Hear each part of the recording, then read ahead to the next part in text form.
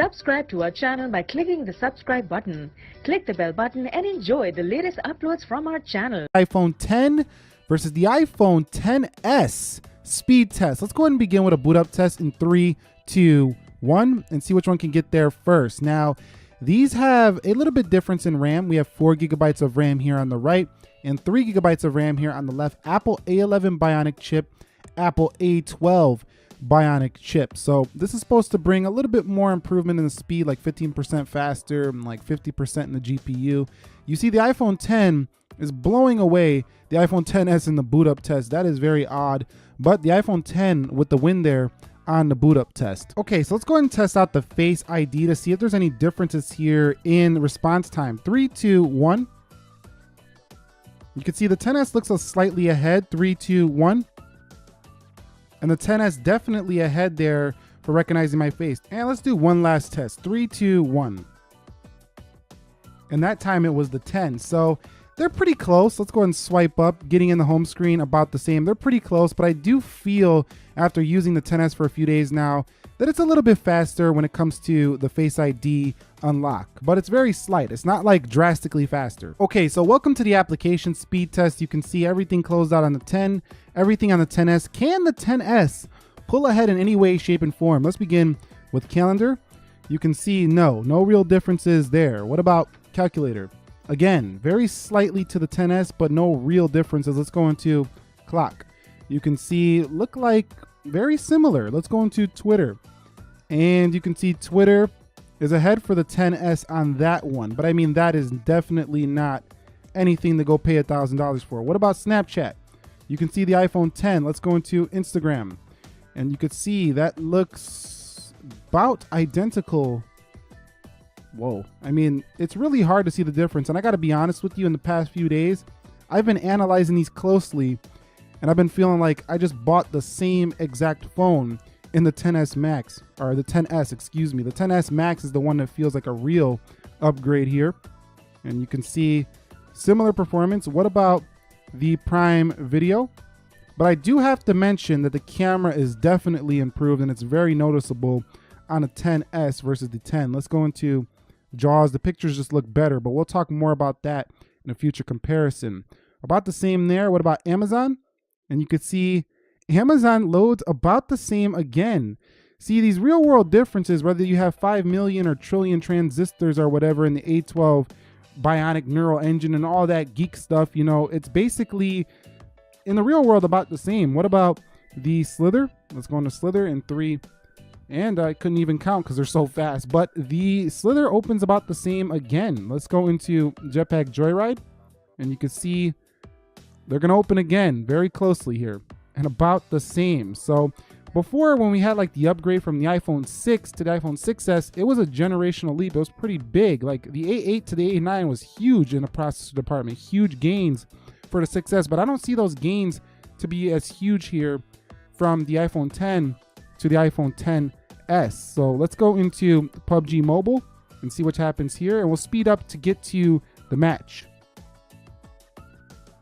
Okay, so the GPU is faster for the iPhone 10s, and it did load PUBG slightly faster. I mean, it was in a few seconds, not like anything huge, but definitely got to give it to Apple there. They have faster gaming performance on the 10s for sure. Let's go into Antutu Benchmark, and you can see very similar again. Let's go into Geekbench, and loads first there for the iPhone 10. And Geekbench on the right. Let's go into speed test. You can see speed test again, very similar. So Video Shop, and you can see again, very close. And what about camera? And you can see again, very close. But the camera is, like I said, better. You'll see it in a future video when I do the samples side by side. But what I gotta say here is basically the same performance on both of these. But where you're gonna see the iPhone 10s a little bit faster is in the gaming. And I think in the long term, as apps require more power, of course it's going to be a better long-term phone, but as it stands right now, if you have an iPhone 10, this is definitely not an upgrade I would do. Okay, so let's run through these multitaskings and see if we get anything different here on both. I don't even know if multitaskings is a word, but multitasking.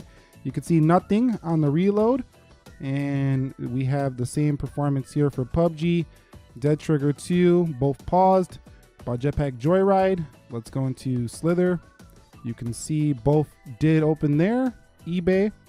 And it's not like it's a bad thing that you have similar performance. The iPhone 10 was like the best performer on the market last year, just about. So, you know, having this A12 Bionic chip is only better for you. But what I'm trying to say is that if you paid $1,000 last year, you're kind of just throwing more money for just a slightly improved processor. I mean, yes, it's not slight technically speaking, but what I mean is day-to-day real-world use, you're not really going to see those numbers that are claimed. So there you go. Boom. Very similar again, no reloads on either, but you do get more RAM here, which is a benefit at 4 gigs for the iPhone XS. Okay, so let's head into an internet test. Go to apple.com and you could see very close performance. Both perform very fast there. Okay, so let's go into, how about this Android Central 321? You could see that opens up at a similar time on both. Still loading up here. And you can see there's a lot going on for this Android page. And very similar stuff there. Let's click the next one. Let's hit another tab and let's go into, how about yahoo.com 321? See what we get on yahoo.com. Very similar. Just click the same article, whatever, up here. And you could see very similar performance, scrolling, zooming. Nothing is much different here. iOS has been very well optimized for Safari for some time. So in internet browsing, you're not getting any upgrades there that are felt. All right, guys, so here we are at a video rendering test. Both of them are shot at 4K 60. This is just a short 30-second clip of 4K 60. Let's hit next and see which one renders faster. 3, 2, 1. And you can see compiling the video. Will the A11 beat the A12 or will the A12 beat the A11? It should be the XS, but maybe, wow. I think that was really close again. So again, video rendering very well optimized on both devices. So what we see here is that, so going from a 10 to a XS is not going to be life-changing when it comes to your video rendering either at this point. Okay, so the final Geekbench scores are in, and unlike last year, you don't have huge bragging rights over the prior edition iPhones, as it's not a huge update here in the Geekbench. Yes, it is impressive to see you go from a 10,605, which is already a huge score, to 11,347, but it's not like you went from 10,000 to 15,000. So these scores are just to say, oh, I have a faster Geekbench. That's basically all I use them for, is to say, yeah, my phone's faster than my last phone. But other than that, real world performance, you've seen it here. So in conclusion, for speed, for performance, unless you are a hardcore gamer on your phone and you just want to be always on the fastest phone you can have for that gaming, or you're doing video rendering from your phone and you just want to have the fastest CPU all the time because you're doing everything from mobile, I don't think there's enough to justify an upgrade here in performance, regardless of the things they talked about from the A11 to the A12.